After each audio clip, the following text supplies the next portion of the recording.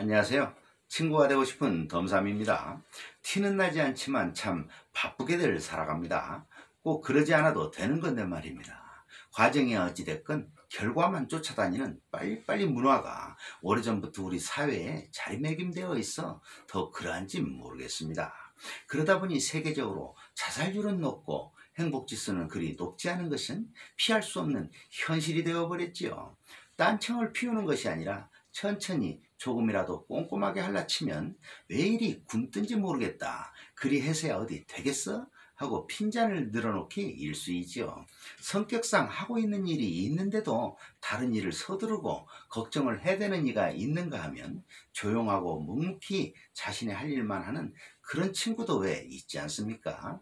20%가 80%를 지배한다는 20대 80, 파레토 법칙이 있지요. 이탈리아 경제학자인 빌프레도 파레토는 열심히 일하는 개미들을 주의 깊게 관찰해 보니 그 개미들 가운데 정작 20%만 열심을 다하고 있을 뿐 80% 개미는 놀고 있더라는 겁니다.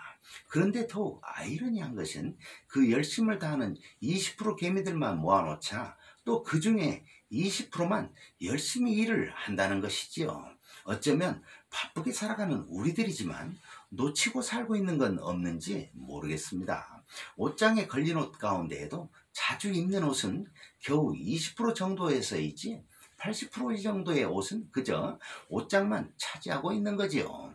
백화점과 같은 매장의 하루 매출도 20%의 고객이 올리고 있어 80%의 80%를 먹여 살린다는 이야기도 하고 있습니다. 그런데 이와는 반대로 80대 20을 주장하는 롱테일 법칙이 있습니다.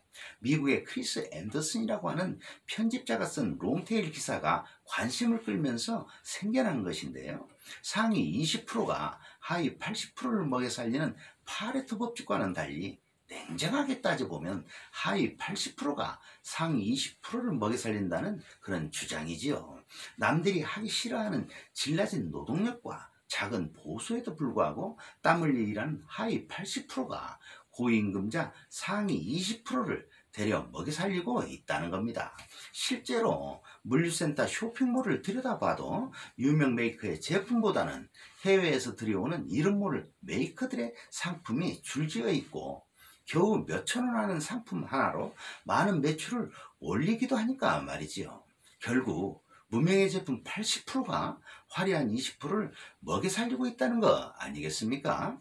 파레토 법칙은 1900년대 초반에 나온 이야기이고 롱테일 법칙은 2000년대 초반에 기사화된 이야기인 것을 보면 그 100년의 세월이 참 많은 변화를 가져다 주었습니다.